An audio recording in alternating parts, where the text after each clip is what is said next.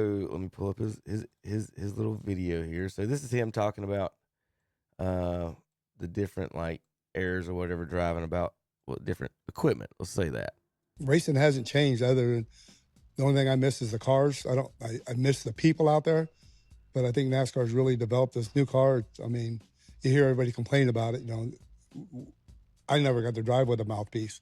I still drove with open helmets, and when they went to full face, I was the first one to complain about it. Because back in the day, I smoked in my race car. You know. How many cigarettes would you smoke in a race? Just every yellow flag. I just use it so when I'm going to restart that Saugus, I'd flick them out the window and hit the other guy's window behind me. Yeah. You know, and they'd think, oh, Ron's sparking. Did you smoke an Earnhardt's truck? No. I was a secret closet smoker back then. I was trying to cut back then. But I drove for Wayne Spears, and Corelli beat me up there in Colorado, and it's his home track. Yeah. And Wayne calls me in and says, hey, go look at that truck. I go, what's that? And he goes, that's for your cigarettes. And I got a cigarette lighter in there. He said, you ran out of nicotine. You need more cigarettes than on the Wayne said that. Wayne Spears said that. Ron Hornady, he was saying that they went to the full face mask and he didn't want to do it because he had needed the open face mask because he was smoking cigarettes.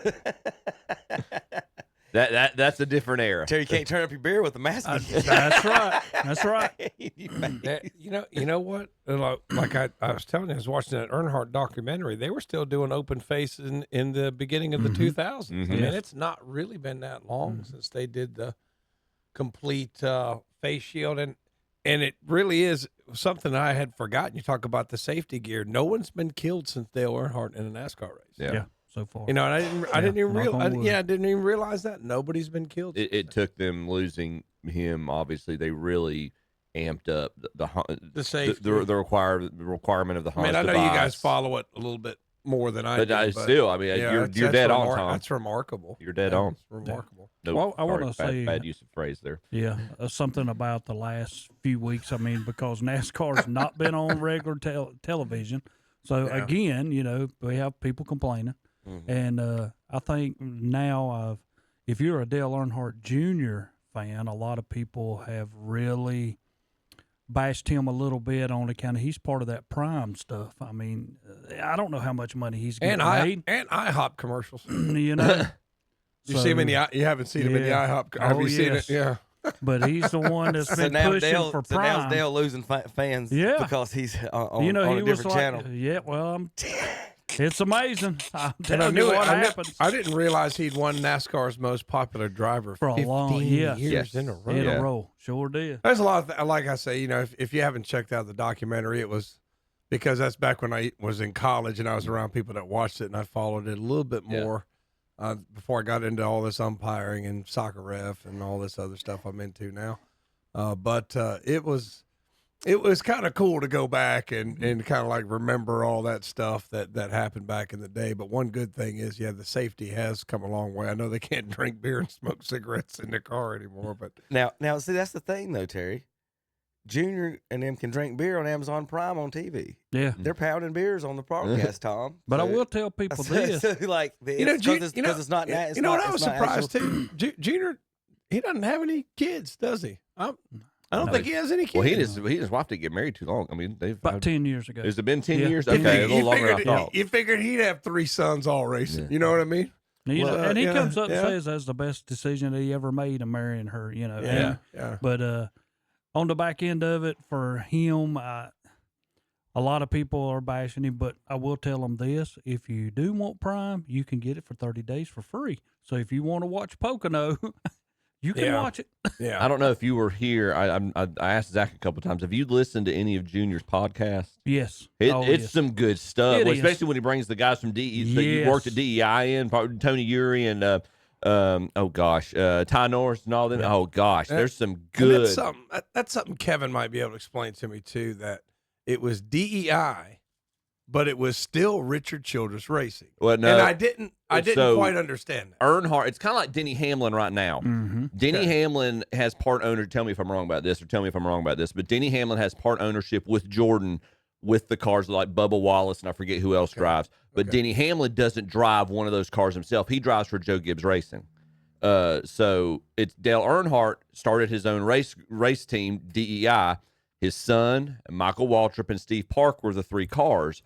But Dale Sr. continued to race for Richard Childress Racing. Okay. So there's two separate Okay. teams, and he just It was a little strange, but I mean, it was. He wanted to make sure that he could get money from an established race team to funnel into his own race team, basically. Okay. So Makes sense. Terry, you watching the Xfinity race today?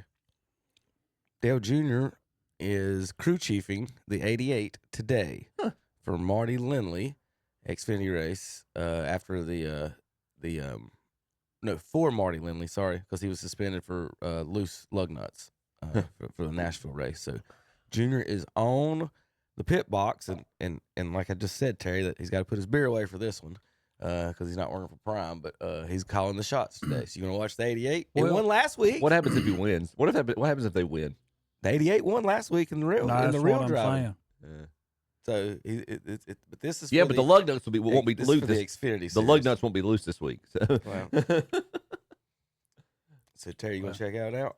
Well, I just wonder how many times they'll be at his pit trying to get an answer oh from yeah, him. oh You know, yeah. that I'm would sure be there'll be quite a few. Yeah. And I understand your point, and especially the traditionalist NASCAR fan, which I would say, I mean, I know especially you fall into, I'd say my family, but you can't argue regarding them going to Prime.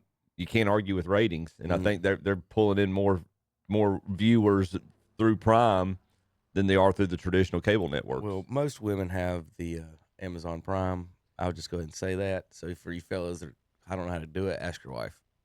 So I'll just say that. We've got Prime at my house. What if they're not married, Kevin? Then what do you do? Your whoever you're stealing it from, your mom. Okay, your mom. Okay, yeah, ask your mom's got it. because my mother would definitely have me come over and show her how to do use the it. Amazon Prime. So this is David Green talking a little bit. If you ain't cheating, you ain't trying, Terry. The 1991 Daytona Busch car that we sat on the pole with, they had real glass. Front glass was real. Yeah. And we had chipped the glass in that car at Daytona. And I remember, like, oh, yeah, you just call down here to the Buick store and just order a front windshield for a 1991 Oldsmobile. So we ordered one. They shipped it up to Wayne Days. We unboxed it, and we've got the car right there. We had no damage in the race other than windshields broke. So we pulled the windshield out of the box to put in the car. You know where I'm going, right? This thing is like 2 inches too wide. When we went to Daytona for the race, Kip McCord, team manager, he says, like, when they go to measure the door top, he said, I want you on the other side of whatever the official is that's checking that measurement. And more than likely, he's going to shoot you the tape measure through the car. Then when you're on the right side of the car, he's probably going to be on the left. I want you to cut that thing 2 inches. What do you mean cut it 2 inches? Like extend it. Past. Don't hook it on the edge. What happened, that car was narrow. Windshield's narrow. Yeah. But the windshield part of it, obviously they didn't have a template back then. But the door top measurement was when they physically did. So I'm like, oh my gosh. So yeah, they measured it and I cut it and it was right on the rule. That's awesome. They I don't know if y'all have seen the 30 for 30 about Tim Richmond. But Harry Hyde, his crew chief. Yeah, I have not seen that. It's the movie Days of Thunder. Tom Cruise's character is based on Tim Richmond. If you haven't seen that 30, it's actually a really good documentary. But Harry Hyde, Robert Duvall's character in Days of Thunder is based on the real life Harry Hyde, and he was one of those who would cut corners. And he would, when they would do NASCAR inspection, he would get the springs as low as he could to improve the downforce. And he'd have one of his guys like, all right, when they come to measure the height of the vehicle, I want you on the other side of the car. I just want you to stick your foot underneath one of the tires. Just squeeze your foot underneath one of the tires and just give us that little extra 1/8 of an inch. And it made all the, I mean, he says that would make the difference in them passing. It was They can't do none of that stuff anymore. No, no. All the templates and all the other stuff. And so that's it's interesting listening to a lot of the old stories. On that, Daniel Suarez wins in Mexico City after failing to qualify and puts his backup car. Terry, does that sound fishy? Yes. I thought Von Ginsberger won it last week. The Xfinity Series. Oh, the Xfinity race. Yep. No. It's kind of, where you're showing that was actually just a really cool track, though, Terry. I know you weren't here, but that was just a unique experience. Not really. Well, I mean, I told him that's why you weren't here. You didn't want to talk about it.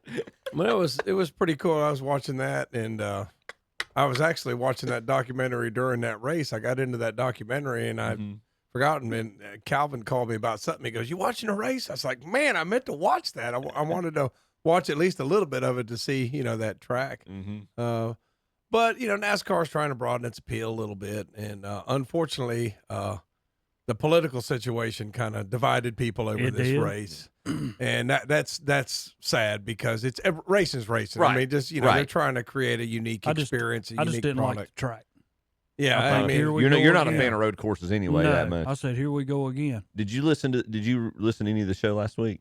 No, just a very little bit at the start. All right, I got you. Did you hear my quiz question? True or false? Was this race the first points NASCAR race outside of the U.S.? I think it was. Was not. It was not. Where was the other one? 1950s up in Canada. Lee Petty won it. And if anybody asks you where Richard Petty's first NASCAR race at the highest level was, his first race wasn't even in the continent or in the United States. It was in Canada. His daddy spun him out in that race. I told you why Kyle Busch is the best. There you go. Oh my gosh! I think we got video footage of him not being the best. I'm pretty sure I do. Repeated footage. Yeah.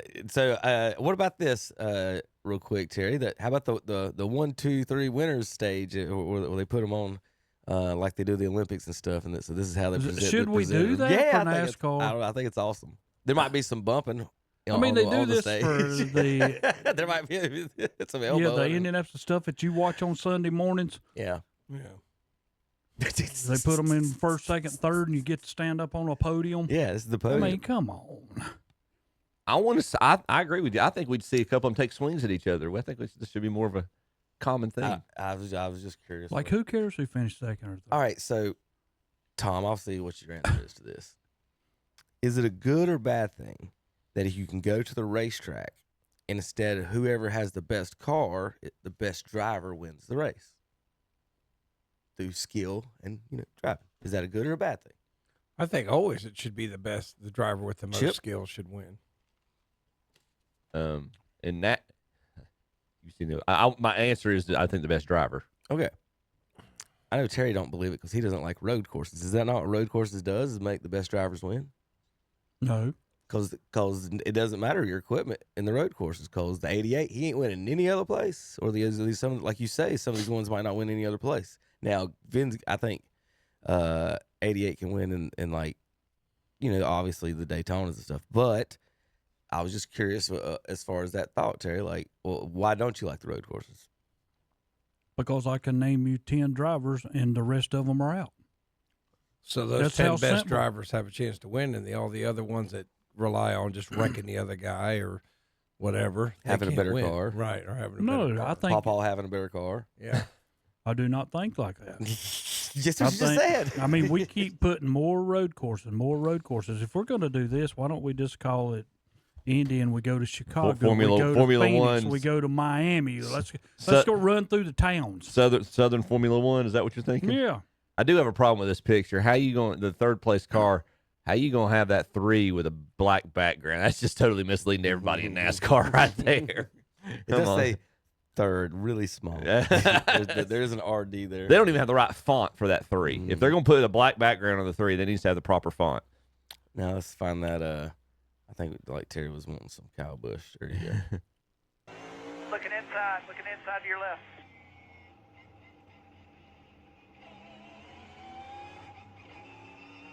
Through the stadium, Kyle Busch. Nice view. Leaders are middle of the track off of 15 here. Middle of the track off of 15, half off 30. It's about a minute long. Watching. Running off the track. I don't know where he's going.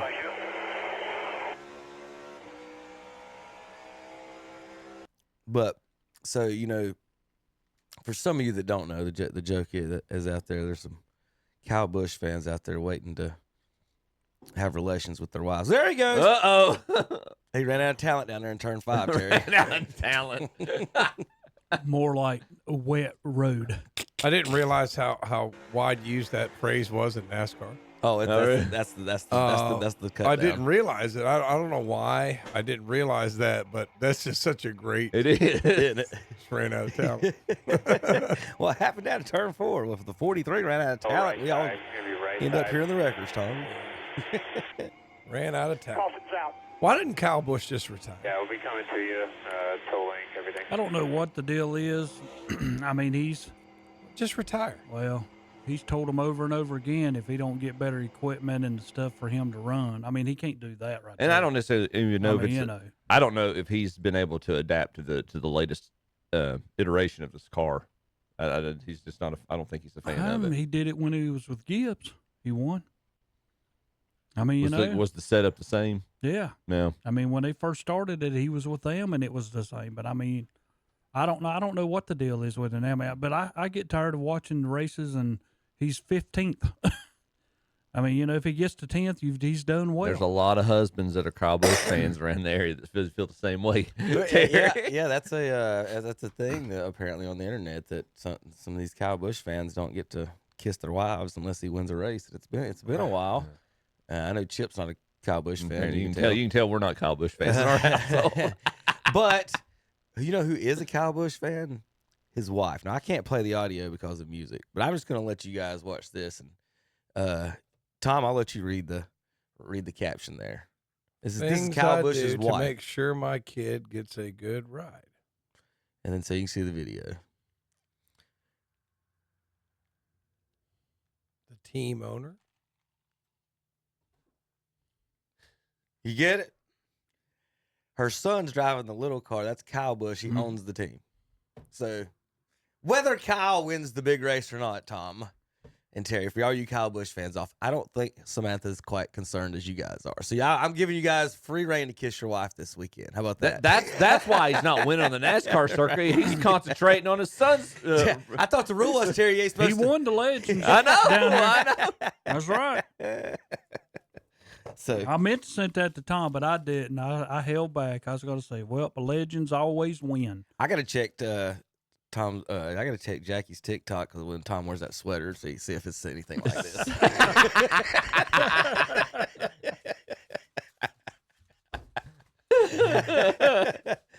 Love it. That's support right there, ain't it, Tommy? It is. That's what you look for. Absolutely. Good race this week. How about this? Bless you. Van Gisbergen won by so many seconds. How many seconds did he win by? 15. That he got to celebrate do donuts while the race was still going on around him. He circles back and he's out here doing donuts. That's a flex. Watch this. Look, they're still coming into the stadium. He's out here spinning on his roof. Like, what do? You're finishing a race and the dude's already on his roof. Is that how cross country used to be, Chip? Winners out there eating a hot dog at the end. A lot of times. I just thought I ran the best race of my life. It was like a mixture between a good sportsmanship and a flex when the winner is going down the straightaway or going down the finishing chute, congratulating the other people as they come in. Good job. Way to go, finish strong. But think about what you just got to say. He won by 15 seconds. Mm-hmm. Pretty good. Is that good?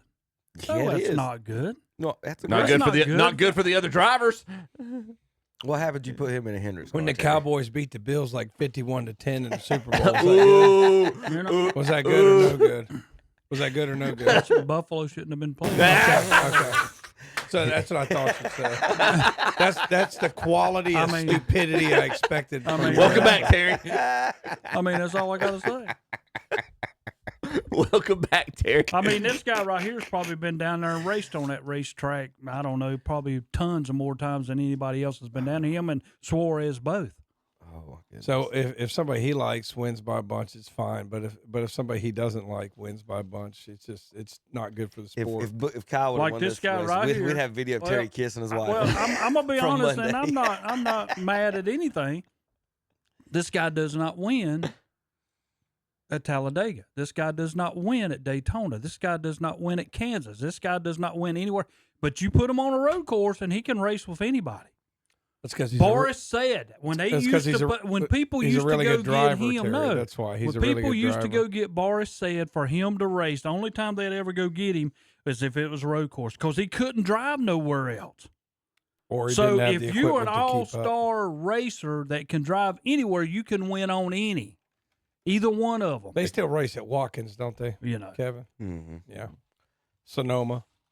All right. So, I don't know if Sears Point's still on it or not. I don't know. Good question. all right. Well, they're at Pocono this weekend. Yeah. How many turns is it, 3. Terry? 6. Terry's going with 6. I'm going with 3. Just it's an opinion thing. This is the argument on the internet. So 1, 2, 3, 4, 5, 6. Terry, you just pointed randomly and counted. That's it. But there it is. 1, 2, 3, 4, 5, 6. There's 6 turns there. they call it the tricky triangle. But if you go to you go to Indianapolis, how many are turns at the Brickyard, Chip? 4. 4. Okay. So you go to Charlotte, how many turns are there? I guess a little more tricky because you got the front straight. It's got kind of a bend. Some of the folks are arguing because these turns are so big or wide that you've got 6 turns, like Terry just said, as opposed to the traditional 3 or 4, however you would measure it. Well, you've got, but to Terry's point, you've got some racetracks where you've got a front stretch and a back stretch, and so instead of it just being 2 turns, they consider the first turn, Right. turn 1 and turn 2, and then the back turn 3 and turn 4. Now, some people are saying there's 5 on this that the turn 1 only counts as 1, but the other 2 do count as 2 turns, separate turns. Okay, I don't. Whatever. Okay. This is one of those ones where the boys got to sit out in the field with a 12 or 12 pack, a 24 pack, and figure this one out, right? What did you call? What's the track called? The tricky what? The tricky triangle. I didn't know a triangle had 6 corners. Well, that's true. One too. thing that I love, and I love it with this track anyway. To me, it's like Daytona, Talladega, all of anything can happen.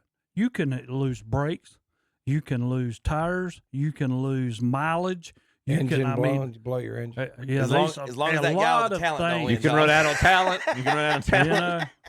I'm serious on this track here. A lot of things can happen to you on this track. Back in the 90s, 80s, it seemed like people would always blow their engines at Pocono. Mm-hmm. But it doesn't happen as often now as it used to. Fuel mileage can play a key. Fuel mileage ain't is got a no big horsepower, key. Tommy. Yeah, you're right. Ain't got no horsepower. All right, weekend schedule this weekend. You can, of course, listen here on KTC Broadcasting.